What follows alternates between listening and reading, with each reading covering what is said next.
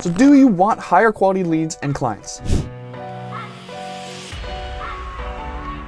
Well, there are all kinds of ways to filter out the people and the leads that you don't want, from things to ads targeting to filling out forms and all kinds of stuff like that. But there is a much simpler way, and it actually has to do with the first step when it comes to creating testimonial videos. And that step is who you choose to put in your videos. Now, of course, you're always going to want people who have great results to put in those videos, but the most important step is who you choose. If you want to attract busy moms who are in their 30s, you're going to probably want to use busy moms who are in their 30s. Too many times, the testimonial videos that are delivered have the wrong people in them. I mean, for example, you're not going to put this guy